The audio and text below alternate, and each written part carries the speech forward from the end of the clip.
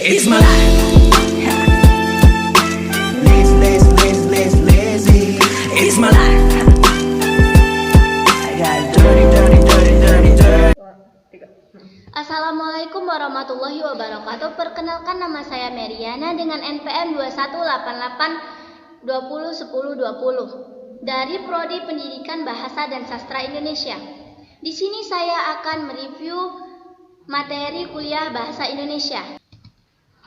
Pengertian bahasa, apa sih yang dimaksud dengan bahasa? Bahasa adalah suatu sistem yang dihasilkan oleh alat ucap manusia dan dipakai oleh masyarakat untuk berkomunikasi, bekerja sama, dan identifikasi diri. Bahasa merupakan alat komunikasi utama atau primer dalam kehidupan bermasyarakat.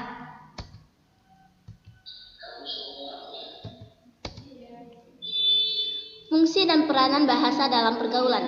Bahasa memiliki fungsi-fungsi tertentu yang digunakan berdasarkan kebutuhan seseorang, yakni sebagai alat beradaptasi, alat berkomunikasi, mengekspresikan diri untuk mengadakan integrasi dan beradaptasi sosial dalam lingkungan. Bahasa Indonesia adalah alat pemersatu bangsa Indonesia yang memiliki banyak perbedaan. Sebagai alat komunikasi, bahasa memiliki peran yang sangat vital dalam kehidupan manusia. Bahasa Indonesia memiliki kedudukan yang sangat penting bagi kehidupan masyarakat Indonesia. Bahasa Indonesia mampu mempersatukan bangsa Indonesia secara konkret, terdiri dari beragam suku maupun etnis yang masing-masing memiliki bahasa daerah tersendiri. Oleh karena itu, bahasa Indonesia merupakan salah satu solusi yang cukup efektif dalam menyelesaikan masalah-masalah sosial dan politik yang sekiranya sering kita temui dalam kehidupan berbangsa dan bernegara. Bahasa Indonesia merupakan wahana pemersatu dan juga dapat berfungsi sebagai alat kontrol sosial. Selain itu, bahasa juga mampu mempengaruhi tingkah laku bangsa sebagai penutur karena sejatinya bahasa memang mampu mempengaruhi sikap.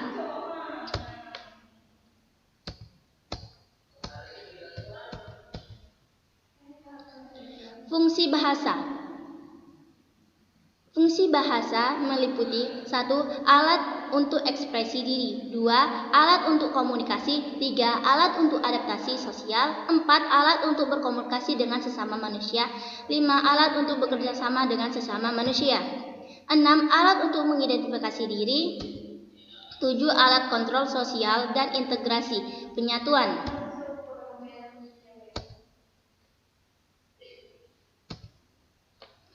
Macam-macam ragam bahasa. Ragam bahasa dibagi menjadi 3 berdasarkan media cara pandangan penutur dan topik pembicaraannya, yaitu 1. Ragam bahasa Indonesia. Ragam bahasa lisan adalah ragam bahasa yang diungkapkan melalui media lisan terkait oleh ruang dan waktu, sehingga situasi pengungkapan dapat membantu pemahaman. Ragam bahasa baku lisan didukung oleh situasi pemakaian. Namun, hal itu tidak mengurangi ciri kebakuannya. Ciri-ciri ragam lisan meliputi memerlukan orang kedua atau teman berbicara, tergantung kondisi, ruang, dan waktu, berlangsung cepat, tidak harus memperhatikan gramatikal, hanya perlu intonasi serta bahasa tubuh. Kesalahan dapat langsung dikoreksi. Contohnya, sudah saya kembalikan novel itu. Ragam bahasa tulis. Ragam bahasa tulis adalah bahasa yang dihasilkan dengan memanfaatkan tulisan dengan huruf sebagai unsur dasarnya. Dalam ragam tulis, kita berurusan dengan tata cara penulisan ejaan, di samping aspek tata bahasa dan kosakata. Dengan kata lain, dalam ragam bahasa tulis, kita dituntut adanya kelengkapan unsur tata bahasa, seperti bentuk kata ataupun susunan kalimat, ketepatan pilihan kata, kebenaran penggunaan ejaan, dan penggunaan tanda baca dalam mengungkapkan ide. Contoh dari ragam bahasa ditulis adalah surat karya ilmiah, surat kabar, dan lain-lain. Dalam ragam bahasa tulis perlu memperhatikan ejaan bahasa Indonesia yang baik dan benar, terutama dalam membuat karya-karya ilmiah. Ciri ragam bahasa tulis. 1. Tidak memerlukan kehadiran orang lain. 2. Tidak terikat ruang dan waktu. 3. Kosakata yang digunakan dipilih secara cermat. 4. Pembentukan kata dilakukan secara sempurna. 5. Kalimat dibentuk dengan struktur yang lengkap. 6. Paragraf dikembangkan secara lengkap dan padu. 7. Berlangsung lambat. 8. Memerlukan alat bantu. Contoh, saya sudah membaca novel itu.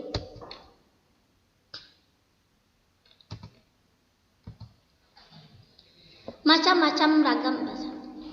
2. Ragam bahasa berdasarkan penutur. A. Ragam bahasa berdasarkan daerah, logat, atau dialek. B. Ragam bahasa berdasarkan pendidikan penutur. C. Ragam bahasa berdasarkan sikap penutur. 3. Ragam bahasa Indonesia menurut topik pembicaraan. Berdasarkan topik pembicaraan, ragam bahasa terdiri dari ragam bahasa ilmiah, ragam hukum, ragam bisnis, ragam agama, ragam sosial, ragam kedokteran, dan ragam sastra. Ragam hukum, dia dihukum karena melakukan tindakan pidana. Ragam bisnis, setiap pembelian di atas nilai tertentu akan diberikan. Ragam sastra, cerita itu menggunakan flashback.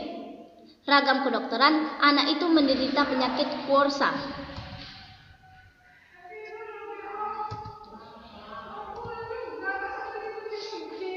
Ejaan. Secara umum, ejaan merupakan keseluruhan peraturan, penggambaran lambang-lambang bunyi ujaran, suatu bahasa, dan hubungan lambang satu dengan lambang yang lain, baik penggabungan ataupun dalam pemisahan secara khusus. Ejaan merupakan pelambangan bunyi-bunyi bahasa baik berupa huruf demi huruf maupun huruf yang sudah disusun menjadi kata, frase, atau kalimat. Selanjutnya istilah. Istilah adalah kata atau frasa yang dipakai sebagai nama atau lambang yang dengan cermat mengungkapkan makna konsep, proses, keadaan, atau sifat khas dalam bidang ilmu pengetahuan, teknologi, dan seni. 1. Persyaratan istilah yang santun dan benar.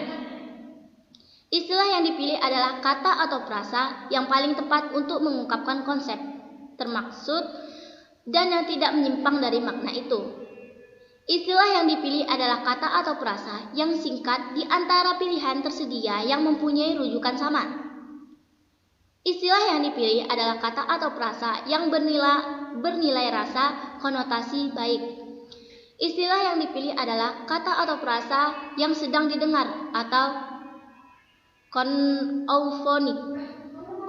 Istilah yang dipilih adalah kata atau frasa yang bentuknya terturut kaidah bahasa Indonesia.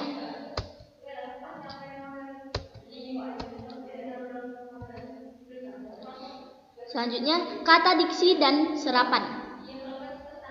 Apa sih yang dimaksud dengan kata? Kata adalah unit bahasa yang mengandung arti dan terdiri dari satu atau lebih morfem. Klasifikasi macam-macam jenis kata. Berdasarkan tata bahasa baku Indonesia, 1. Kata kerja atau verba adalah jenis kata yang menyatakan suatu tindakan. Ciri-ciri kata kerja antara lain adalah A. Memiliki makna perbuatan, kegiatan, atau tindakan. B. Memiliki makna proses. C. Kata kerja sering diikuti oleh kata benda. D. Kata kerja juga sering diikuti oleh kata sifat atau keterangan.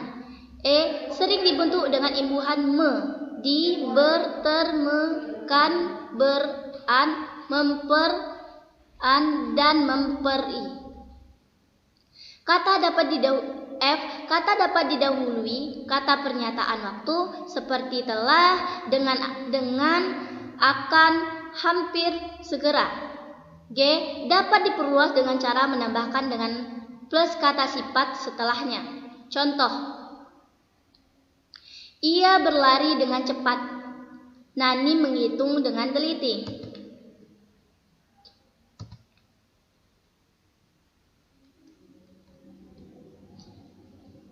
Dua, kata benda atau nomina. Kata benda atau yang sering disebut nomina adalah suatu kata yang merujuk kepada segala hal yang dapat dibedakan. Kata benda ini sering digunakan untuk menyebutkan makhluk hidup, benda mati, ataupun tempat. Beberapa contoh kata benda adalah manusia, ilmu, buku, makanan, dan lain-lain. Kata sifat atau adjektif.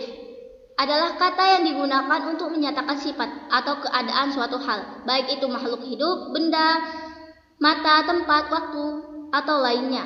Dalam penggunaannya, dalam sebuah kalimat, kata sifat sering digunakan untuk menjelaskan tentang keadaan, subjek, S atau O kalimat tertentu.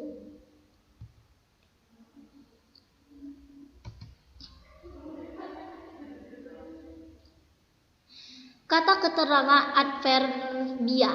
Kata keterangan atau yang sering juga disebut dengan adverbia adalah kata yang memberikan penjelasan, keterangan tentang kata lain, kata bilangan, kata kerja, dan kata sifat dalam sebuah kalimat. Tetapi kata keterangan tidak dapat menerangkan kata benda atau kata ganti benda. Secara bahasa, adverbia berasal dari bahasa Latin, yaitu dari kata ad yang artinya untuk dan verbum yang artinya kata. Dalam struktur kalimat, kata keterangan biasanya dilambangkan dengan K yang artinya keterangan. Kata ganti atau pronomina. Kata ganti atau pronomina adalah jenis kata yang digunakan untuk menggantikan posisi kata, benda, atau orang dalam sebuah kalimat. Fungsi dari penggunaan kata ganti pronomia adalah untuk memperhalus kalimat yang kita ucapkan atau kita tulis. Dalam menulis sebuah paragraf atau pembicaraan yang panjang, tentunya penggunaan kata yang sama dalam setiap kalimat membuat penyebutan atau penggunaan kata tersebut tidak efisien. Nah, dalam hal inilah kata ganti memegang peranan penting menjalankan fungsinya. Contoh kata ganti antara lain aku, kami, kita, mereka, dan lain-lain.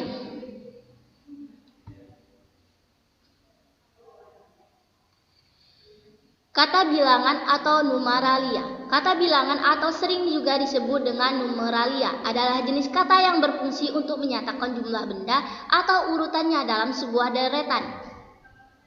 Dalam bahasa Indonesia terdapat dua jenis kata bilangan, yaitu kata bilangan tertentu. Takrif sudah jelas berapa nominal yang dimaksudkan. Contohnya 1/7, setengah, dan lain-lain. Kata bilangan tak tentu, contohnya beberapa, seluruh, banyak, dan lain-lain. Kata tugas. Kata tugas adalah jenis kata yang tidak termasuk ke dalam 6 kelas di atas. Kata tugas dapat dibagi lagi menjadi beberapa kelompok berikut ini.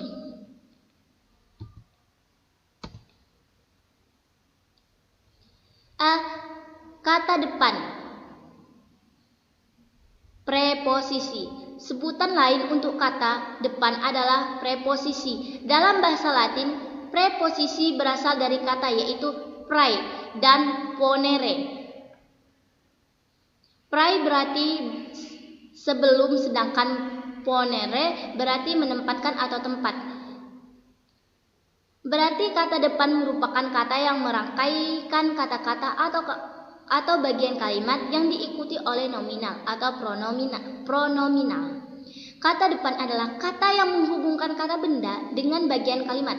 Kata depan umumnya digunakan untuk mengantar sebuah objek penyerta kalimat dan tidak boleh mengantarkan subjek kalimat. Contoh kata depan antara lain adalah kepada, dalam, akan, dengan, dan lain-lain. B. Kata penghubung atau kata sambung konjungsi. Kata penghubung atau konjungsi atau yang juga sering disebut dengan kata sambung adalah kata yang berfungsi sebagai penghubung antara satu kata dengan kata lainnya dalam sebuah kalimat. Atur satu kalimat dengan kalimat lainnya. Dalam sebuah paragraf terdapat banyak jenis kata penghubung dan penggunaannya harus disesuaikan dengan struktur dan maksud yang diinginkan disampaikan. Contoh kata penghubung antara lain adalah dan, serta, atau, padahal, dan lain-lain. C. Kata sendang atau artikula adalah kata yang tidak mempunyai makna yang digunakan untuk menjelaskan kata benda, nomina, atau kata tertentu. Kata sendang dapat digunakan untuk mendampingi kata benda dasar ataupun kata benda turunan atau kata tertentu lainnya. Biasanya kata sendang terletak sebelum kata benda yang dijelaskan. Contoh kata ciri. Contoh kata sedangkan adalah yang,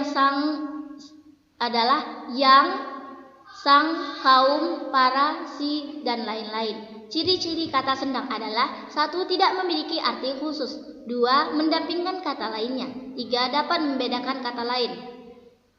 D. Kata seru atau injeksi adalah jenis kata dalam bahasa Indonesia yang digunakan untuk mengungkapkan isi perasaan penulis atau pembicara. Kata seru digunakan untuk menegaskan persatuan tersebut. Perasaan yang dimaksud dapat berupa perasaan marah, sedih, sakit, kagum, terkejut, dan lain-lain.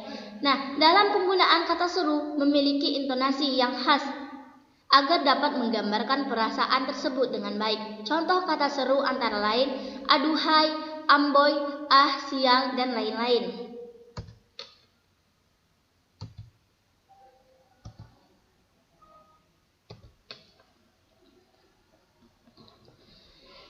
Partikel penegas. Partikel penegas adalah jenis kata yang memiliki arti jika berdiri sendiri dan berfungsi untuk menampilkan unsur yang diinginkan. Dalam bahasa Indonesia terdapat partikel penegas, yaitu kah dan lah. Paragraf. Apa sih yang dimaksud dengan paragraf? Paragraf adalah bagian yang berasal dari suatu karangan yang terdiri dari sejumlah kalimat yang isinya mengungkapkan satuan informasi atau kalimat dengan pikiran utama sebagai pengendaliannya dan juga pikiran penjelasan sebagai pendukungnya.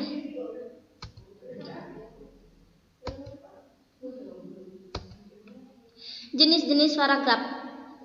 1. Paragraf narasi adalah paragraf yang mengisahkan sebuah kejadian atau peristiwa berdasarkan urutan berdasarkan urutan waktu. Karangan ini bisa membentuk paragraf atau cerita nyata yang benar-benar terjadi atau hanya karangan fiktif seperti novel, cerpen, roman.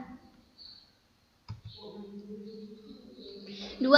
Paragraf deskripsi adalah karangan yang memuatkan deskripsi atau penggambaran atau perincian suatu peristiwa secara mendetail.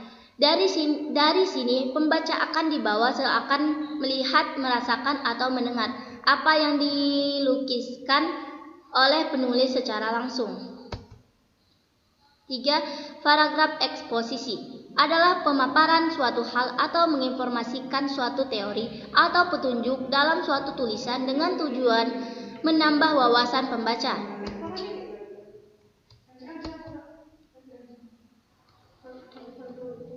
4. Paragraf persuasi adalah paragraf yang berisi ajakan, perintah, atau bujukan untuk melakukan sesuatu hal. Paragraf ini biasanya bersifat subjektif karena isinya merupakan murni pandangan pribadi penulisan tentang suatu topik dan seringkali dikemukakan data-data pendukung sebagai penguat tulisan tersebut sehingga pembaca lebih yakin dan tidak ragu untuk melakukan apa yang disarankan oleh penulis. 5. Paragraf argumentasi adalah paragraf yang mengemukakan suatu pendapat langsung beserta alasannya.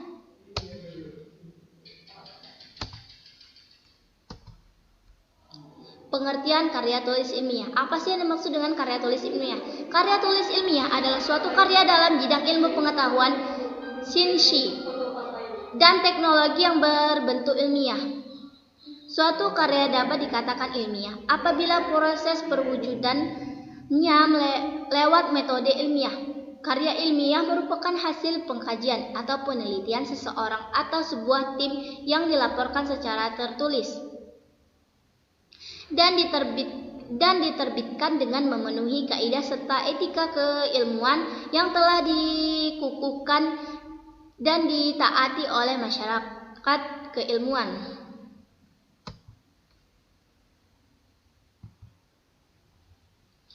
Macam-macam dan bagian-bagian karya tulis ilmiah. 1. Makalah. Makalah adalah karya tulis ilmiah yang menyajikan permasalahan dan pembahasannya berdasarkan data di lapangan atau kepustakaan yang bersifat empiris dan objektif. 2. Kertas kerja. Kertas kerja adalah karya tulis ilmiah yang bersifat lebih mendalam daripada makalah dengan menyajikan data di lapangan atau kepustakaan yang bersifat empiris dan objektif. Kertas kerja ditulis untuk disajikan dalam seminar. 3. Laporan praktik kerja. Laporan praktik kerja adalah karya tulis ilmiah yang memaparkan data hasil temuan di lapangan atau instansi perusahaan tempat kita bekerja. Jenis karya ilmiah ini merupakan karya ilmiah untuk jenjang diploma. 3.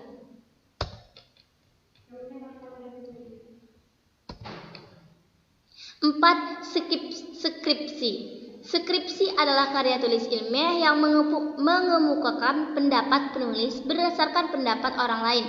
Karya ilmiah SI. Karya ilmiah ini ditulis untuk meraih gelar sarjana langsung. Observasi lapangan. Skripsi tidak langsung studi kepustakaan. 5. Tesis.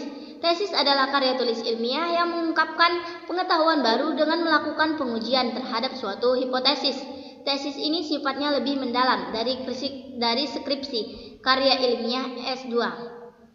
Karya ilmiah ini ditulis untuk meraih gelar magister. 6. Disertasi. Disertasi adalah karya tulis ilmiah yang mengemukakan teori atau dalil baru yang dapat dibuktikan berdasarkan fakta secara empiris dan objektif. Karya ilmiah S3. Karya ilmiah ini ditulis untuk meraih gelar doktor.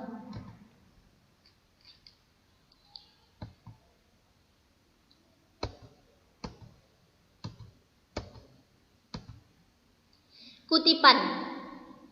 1. Mengutip. Berasal dari kata kutip. 2. Mengutip. Menurut Kamus Bahasa Indonesia artinya mengumpulkan dari berbagai sumber atau mengambil perkataan atau kalimat dari buku dan sebagainya. Juga mengutip juga diartikan menggunakan ide atau hasil temuan orang lain untuk didukung ide atau pendapat penulis.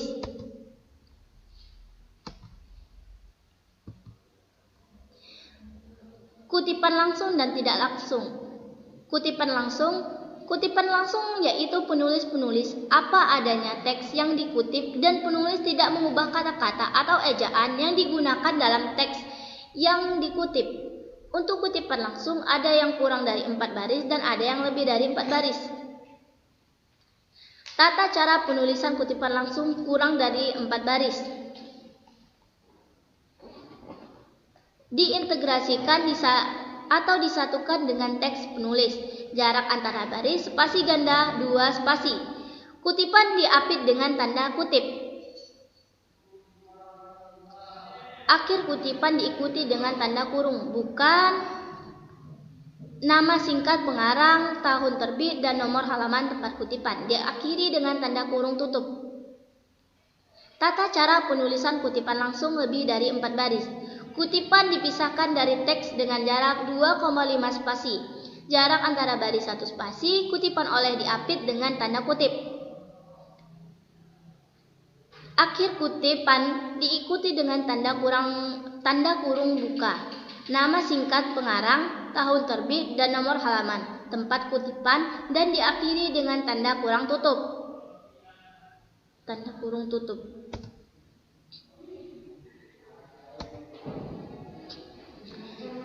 Kutipan tak langsung. Kutipan tidak langsung adalah mengutip ide atau pendapat orang lain yang dilakukan dengan menyimpulkan intisari ide dalam teks yang dikutipnya. Jadi, dalam mengutip secara tidak langsung, yang penting adalah ide sama dengan ide yang ada di dalam teks salinnya. Tetapi cara mengungkapkannya tidak sama dengan teks aslinya. Berikut adalah cara penulisan kutipan tidak langsung. Gagasan yang dikutip diintegrasikan dengan teks. Jarak antara baris 2 spasi. Tanda penggunaan tanda kutip. Diakhiri dengan tanda kurung buka, nama singkat, tahun terbit, dan nomor halaman. Diakhiri dengan tanda kurung tutup.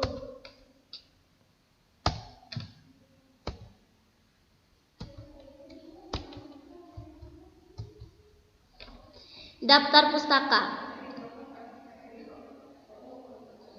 Daftar pustaka adalah suatu susunan tulisan di akhir sebuah karya tulis ilmiah yang isinya berupa nama penulis, judul tulisan, penerbit, identitas penerbit, dan tahun terbit. Daftar pustaka ini digunakan sebagai sumber atau rujukan seorang penulis dalam berkarya. Tujuan daftar pustaka. Tujuannya menunjukkan bahwa suatu tulisan atau karya ilmiah tidak hanya dibuat berdasarkan pemikiran orisinal seseorang penulis saja, tetapi juga mendapatkan rujukan yang banyak dari berbagai pemikiran orang lainnya.